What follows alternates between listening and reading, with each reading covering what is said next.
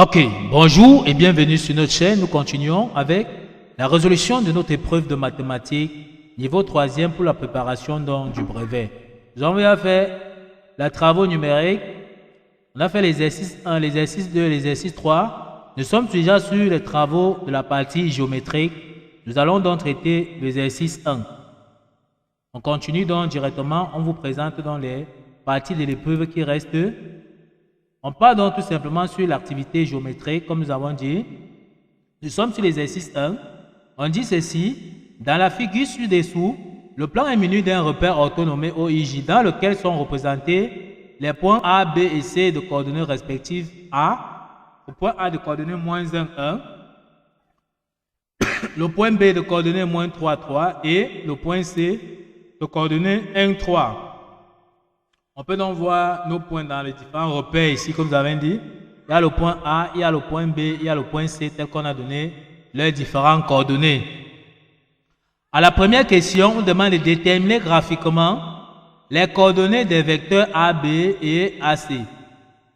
Pour cette question, on va donc passer directement à la résolution ici. Dans la première question, on demande de déterminer graphiquement les coordonnées des vecteurs A, B et AC. Donc ici, pour nous, il n'est pas question de venir prendre les vecteurs, les points A et le point B calculés par retrouver donc les coordonnées de A, B par calcul, mais partir tout simplement sur le graphique qu'on nous avait donné ici. C'est ça que nous avons reporté ici. Tracer notre vecteur AB, puis définir ses composantes et tout simplement donc trouver donc ses coordonnées.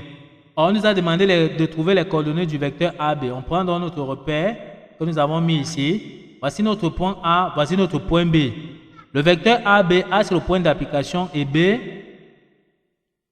c'est l'extrémité du vecteur. Donc notre vecteur quitte du point A jusqu'au point B. On met donc la flèche et on a notre vecteur AB. Ensuite, on définit donc, on trace une perpendiculaire là sur l'axe horizontal. Ça nous donne la composante donc en X du vecteur. Et on trace encore une perpendicularité ici par rapport à la flèche ici. Ça nous donne la composante horizontale du vecteur. Il est question de trouver tout simplement la distance qui tend de l'origine ici jusqu'ici pour la composante en X. Déjà ici pour le vecteur AB, on voit qu'il est orienté donc en sens contraire par rapport au sens de X.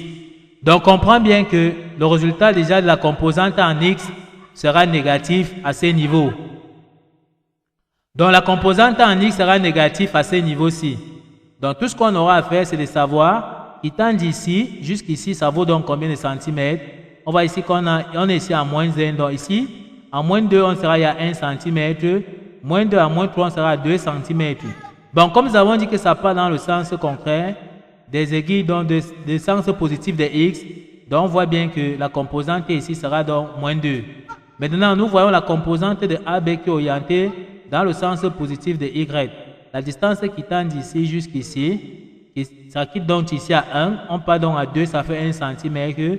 De 2 à 3 ici, ça fait 2 cm et c'est orienté vers le haut. Donc, ça nous permet de voir que notre vecteur ici, c'est tout simplement notre vecteur AB en Y a pour composante 2. Donc, les composantes de AB, c'est tout simplement -2, 2. Donc, voici comment on détermine donc un vecteur graphiquement. De la même façon, on vous a demandé de déterminer graphiquement les coordonnées du vecteur AB. On prend donc le point AC, le vecteur AC. Donc, on prend le point A. On vient joindre tout simplement dans notre vecteur ici avec le point C. On a donc le vecteur AC qui est orienté, incliné vers le haut comme on voit ici. De la même façon, on projette donc ces composantes ici sur l'axe C, sur l'axe horizontal tel qu'on voit ici. On projette sa composante sur l'axe vertical. Lorsqu'on projette ici, ça vient couper ici, tel qu'on voit la flèche rouge là. Il est question de voir la distance qui tend d'ici jusqu'à là. Ça nous fait comprendre ici qu'on était à -1. Donc, qui tend d'ici jusqu'ici à 0, ça fait 1 cm. De 0 jusqu'à 1, ça fait 2 cm. Et on voit bien que orienté dans le sens positif. Donc, la composante est donc positive. Donc, la composante en X de AC, c'est 2. Maintenant, la composante donc de AC en Y, on n'a qu'à compter aussi également ici. Donc, qui tend d'ici jusqu'ici, ça fait donc -1 ici à ici, ça fait 2. Donc ici, de 1 à 2 ici, ça fait 1 cm. De 2 à 3, ça fait encore également 1 cm. Donc sa composante en y ici, donc c'est 2. Et pour bien comprendre ce que nous avons dit ici, on peut donc vérifier par calcul pour voir si c'est vrai. Si nous voulons donc les composantes du vecteur AB, ça fait x de B moins x de A, y de B moins y de A. Nous avons donc x de B ici qui est moins 3, moins x de A, moins x de A, donc le moins il y a sur moins 1 ici qui est moins 1. Moins fois moins, ça va nous donner plus. On peut donc voir qu'on peut y faire moins 3 plus 1, ça nous donne moins 2. Maintenant, YB ici c'est 3, moins YA. On aura donc 3 moins 1 ici, ça nous donne 2. Donc on voit bien que ça vérifie les composantes que nous avons trouvées ici de AB. Une fois qu'on a fini donc avec la résolution donc de la première question, on va passer tout simplement donc à la deuxième question qu'il s'agit donc de montrer que le triangle est rectangle en A. Une fois donc ici, on passe donc à la deuxième question, montrer que le triangle ABC est rectangle en A. On voit donc notre triangle de tout à l'heure. On veut montrer que le triangle ABC est un triangle rectangle ici en A. Donc, c'est-à-dire que l'angle ici, c'est un angle de 90 degrés. On passe donc directement à la résolution ici. On veut montrer que le triangle est rectangle donc en A. Ce qu'on va faire, on va donc se dire que si nos vecteurs AB et AC, d'accord, si ce vecteur AB et AC sont tout simplement donc orthogonaux, alors c'est que l'angle ici c'est un angle droit. D'accord? Et pour montrer que deux vecteurs sont orthogonaux, on peut passer par leur produit scalaire. Si nous disons que le vecteur AB est de composante x, y, et le vecteur AC est de composante x', y',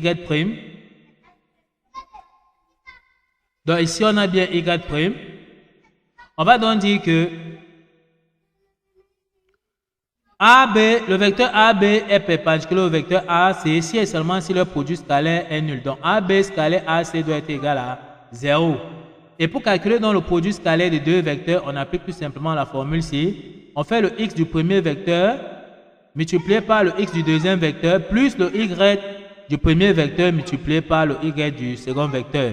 Si le résultat obtenu nous donne 0, on va donc conclure que nos deux vecteurs sont donc perpendiculaires. Ce qu'on va faire, on va donc passer à l'application. Et si notre vecteur AB, nous on avait vu que les composantes de notre vecteur AB c'est moins 2 et 2. Et les composantes de notre vecteur AC c'était 2 et 2. On n'a qu'appliquer dans la formule que nous venons de voir. On peut donc dire que AB scalaire AC sera donc moins 2 multiplié donc par 2 plus 2 multiplié donc par 2. Donc c'est-à-dire qu'on a fait x fois x' plus y fois y'. Et on voit bien que moins 2 fois 2, ça nous donne moins 4. Et plus 2 fois 2, ça nous donne 4. On a bien moins 4 plus 4, on voit que le résultat nous donne tout simplement donc 0. Donc ici, on peut bien conclure que le résultat nous donne donc 0. Donc on peut bien dire qu'il n'y a pas le vecteur ici sur 0. Le produit scalaire n'est pas égal à un vecteur. Donc comme ça nous donne 0, on peut conclure effectivement que le triangle ABC est bien rectangle en A, tel qu'on avait donc demandé de montrer. On voulait montrer que le triangle est rectangle donc en A. Ok, nous avons donc fini la démonstration pour la question 2. On passe donc à la question 3. À la question 3, on nous demande donc de justifier que le vecteur AC est égal à 2 racines de 2 et le vecteur BC est égal à 4. Nous avons toujours notre figure qui n'a pas changé ici. Connaissons les coordonnées de nos points. On demande donc de justifier à la troisième question que AC est égal à 2 racines de 2 et BC est égal à 4. On va donc dire que on avait vu que notre vecteur AC avait pour composante 2 et 2. Ça veut dire que notre vecteur AC a pour composante x, y. Donc son x et son y. Si on veut calculer la distance AC, il suffit de faire racine carrée de sa composante en x au carré plus la composante en y au carré. Comme nous avons vu ici, le vecteur AC a pour composante 2, donc on va faire donc 2 au carré plus y au carré, donc plus 2 au carré. Et 2 au carré c'est 4 et 2 au carré encore c'est 4, je donne donc racine de 8. Et racine de 8 c'est tout simplement donc 2 racine de 2. Pourquoi? Racine de 8 est égale à racine carrée de 2 au carré qui est 4 multiplié par 2. Quand 2 au carré ici. Quand 2 sort de la racine, ça fait bien 2 racines de 2. Nous avons démontré que le vecteur AC est bien égal à 2 racines de 2. Maintenant, il est question de montrer que le vecteur BC est égal à 4.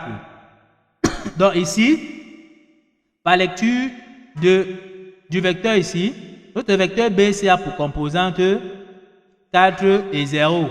On voit bien que notre vecteur ici est parallèle à l'axe des X. Et si on veut compter ici on était ici à moins 3, donc ici, à moins 2, ça fait 1.